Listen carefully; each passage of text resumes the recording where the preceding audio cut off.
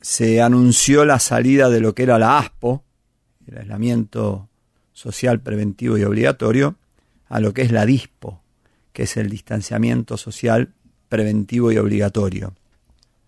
Técnicamente esas son las dos palabras, las dos síntesis en realidad de lo que se han usado hasta ahora como denominaciones. Y la verdad es que, seamos sinceros también entre nosotros, es algo que ya estaba sucediendo. Uno caminaba por las calles, circulaba, veía claramente se notaba que había una apertura por encima de lo que estaba previsto hasta esa etapa. Tenemos algunas filmaciones del subte, algunos colectivos con un poco más de lo que estaba previsto. Bueno, la realidad es que después Paula va a dar las medidas que tomó, en este caso, el gobierno de la ciudad de Buenos Aires, como las reuniones en los jardines o en las terrazas particulares que hasta ahora no estaban permitidas, pero en realidad se producían. Sin embargo, lo que queremos es hacer algo que es detenernos en analizar lo que está pasando en el mundo. Recién en el noticiero lo escuchabas a Daniel, que nos decía que ayer fue el día de mayor contagios en todo el planeta Tierra desde que empezó la pandemia. Técnicamente, si seguís alguna de las páginas que llevan el conteo de contagios mundiales, te vas a ir dando cuenta que la línea o la curva de contagios jamás ha bajado desde que comenzó en Wuhan.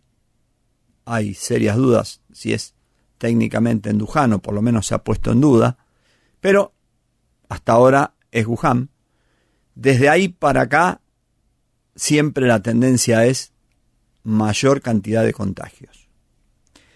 Al mismo tiempo estás viendo lo que sucede en Europa en la entrada del otoño, donde, bueno, después vamos a tener la oportunidad de conversar con Tomás Orduna y él nos podrá dar alguna explicación científica respecto de lo que denominan cambio de la cepa del COVID-19, que aparentemente lo que tiene es mayor velocidad de contagio.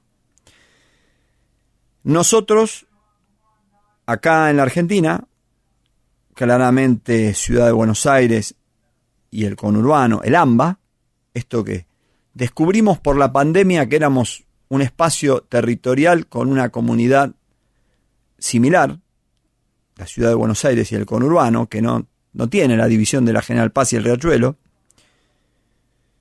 salvo como límites políticos, pero no como límites para la convivencia, han bajado claramente los casos de contagio y podemos también decir que ya a nivel nacional venimos viendo una tendencia, sobre todo en la última semana, de menor cantidad de contagios que hace 15 días atrás. Y probablemente esto vaya bajando aún más. Seguramente esto va a ser así. Ahora, viendo lo que está pasando en Europa, ahora que volvió el otoño, viendo lo que sigue pasando en Brasil, en Estados Unidos e India, los tres países con mayor niveles de contagios diarios y de fallecimientos diarios, la verdad que esta decisión del Estado Nacional, del presidente de la Nación, del jefe de gobierno de la Ciudad de Buenos Aires, del gobernador de la provincia, nos obliga a asumir cada uno y cada una de nosotros mayor responsabilidad. ¿Por qué? Porque ahora ya lo veíamos en las calles, la cantidad de vehículos, personas transitando. Todo eso significa tener mayor cuidado, cuidarse, mayor responsabilidad, mantener la distancia. Seguro que decís, bueno, estos tipos siempre nos dicen lo mismo en la radio. Y la verdad que como Defensoría del Pueblo, siendo un programa que el objetivo es que vos tomes conocimiento de tus derechos, de tus garantías, que nos transmitas cuando se vulnera alguno de esos derechos. La verdad que nuestra obligación es reafirmar, porque está en juego el derecho de tu salud, el derecho de tu vida, de tus amigos, de tus familiares. Y ese es el cuidado que debemos tener, en mantener la distancia. Esa distancia de 1,5 metros, 2 metros que te dicen, de seguir usando el tapabocas, que parecería que ya de la mano de haber salido del ASPO a esta situación más abierta, parecería que en algunos lugares ya alguien les avisó que no hay que usar el tapabocas. No, la verdad no. Hay que seguir usando el tapabocas y hay que seguir usándolo de la manera correcta, ni de bufanda, ni colgado, ni agarrado de la mano. Hay que seguir usándolo, porque es para cuidarte vos, si otro es portador del virus, o para cuidar a otro, si vos sos asintomático, o estás con COVID y aún no tenés síntomas que lo manifiestan y no podés definirlo vos mismo hasta que no lo notes. Y también el uso del espacio público, que justamente es una de las medidas que se tomó. Claramente el espacio público es el lugar en el que se corre menos riesgos. No quiere decir que no se corran riesgos. También esto hay que decirlo con claridad, porque si no parece que en el espacio público podés hacer una reunión de 30 personas, todos juntos, amontonados, compartir bebidas, compartir lo que fuere, y vos perdiste ahí la posibilidad de cuidarte y de cuidar. También en el espacio público, que es un poco menos riesgoso que el espacio cerrado no ventilado, también hay que cuidarse.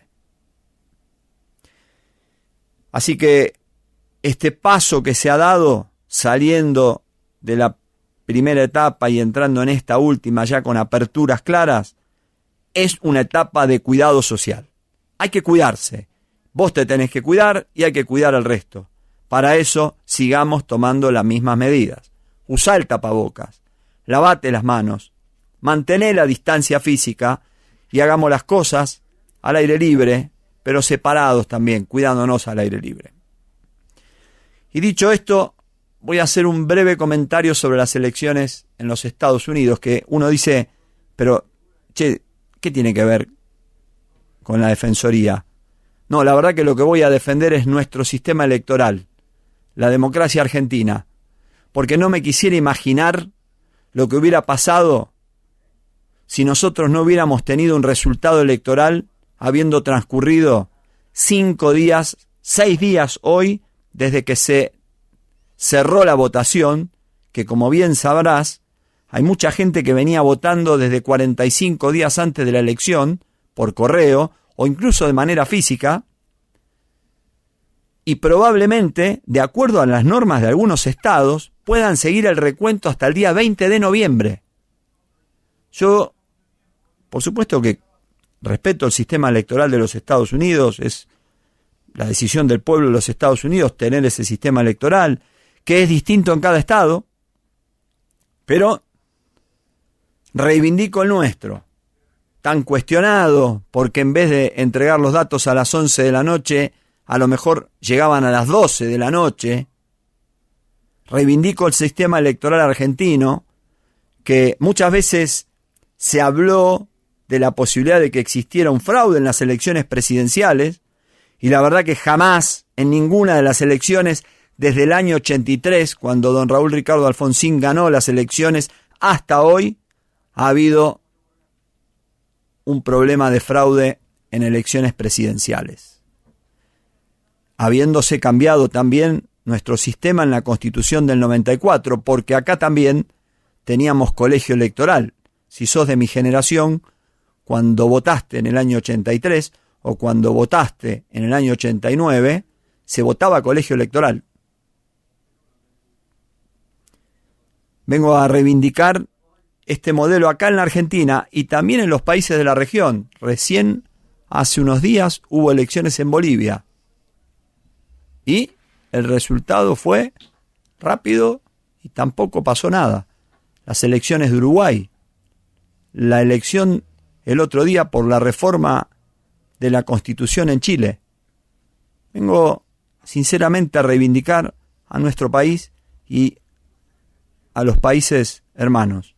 La verdad, tendremos seguramente muchas cosas por corregir, pero a lo mejor a alguien que tiene ansiedad por el resultado le gustaría que a las 1 hora después que se cierran las mesas tener ya el resultado. Bueno, si hay que contar votos, se tarda.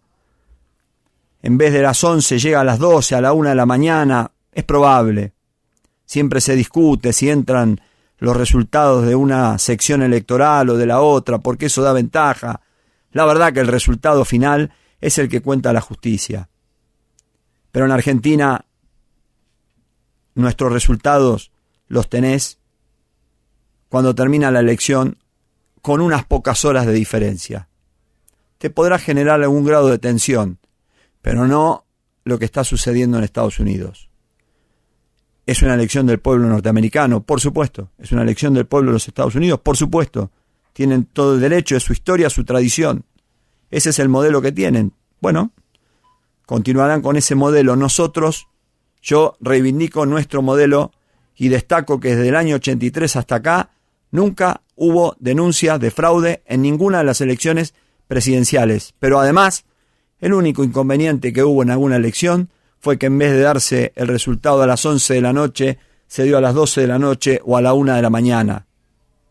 Pero lo reivindico, porque sinceramente, como siempre digo, hay cuestiones que son políticas de Estado, que no hacen a un partido, a una dirigente, a un dirigente, hacen a la política en su conjunto, desde el 83 hasta hoy, pero sobre todo desde el año 94, porque también otra cosa que a veces pasa, vos habrás escuchado muchas veces lo del Pacto de la Moncloa, viste que se reivindica el Pacto de la Moncloa de España como, bueno, la verdad que también yo, es una reivindicación que hago del pueblo español, de la decisión de encontrar políticas comunes para llevar adelante a España. Pero en Argentina tuvimos la reforma constitucional del 94, la reforma de la Constitución, que fue un acuerdo entre las fuerzas mayoritarias, el peronismo y el radicalismo, que venían de una disputa histórica, el peronismo reivindicando su constitución, el radicalismo reivindicando la constitución histórica del año 1853-1860. Y ahí hubo un acuerdo que estableció la continuidad del sistema político democrático argentino. También tiene valor, reivindiquemos también lo nuestro. Cuando miramos hacia afuera, está bien y hay que tomar los buenos ejemplos, pero no dejemos de lado lo nuestro, porque una constitución es mucho más amplio y mucho más grande y más profundo que el Pacto de la Moncloa. Se establecen los derechos y garantías y los principios que van a regir por años a una sociedad. Por eso, la reivindicación de nuestro sistema democrático, de nuestro sistema electoral y también de la reforma constitucional del año 94, que deberá corregirse a través del tiempo, seguramente, que habrá que actualizar algunos criterios, algunos derechos que habrá que incorporar, seguramente. Pero fue un encuentro histórico que fijó bases recontra sólidas. Mira, te doy un dato. El peronismo siempre reivindicó la Constitución del 49, que era una constitución social. En el 57 hubo una reforma con el peronismo proscripto. El radicalismo ahí incorporó el artículo 14 bis con los derechos sociales. La única reforma que hubo en el 57, el artículo 14 bis. En el 94, el peronismo podía haber tenido otra actitud, o el radicalismo decir, che, bueno, en vez de 14 bis, llamémoslo 15. ¿Por qué tenemos que llamar 14 bis a un artículo? Sin embargo, se reivindicó dentro de ese artículo del 14 bis un criterio común. Se lo sigue llamando 14 bis y el peronismo reconoció que ahí adentro estaban los principios sociales que reivindicaba históricamente. Y eso fue fruto de una construcción del radicalismo. Vengo a reivindicar esa construcción colectiva de nuestra propia historia reciente. Y vengo también a reivindicar nuestro propio sistema electoral, que tendrá a lo mejor una demora de horas. Lo que no tiene es una demora de semanas.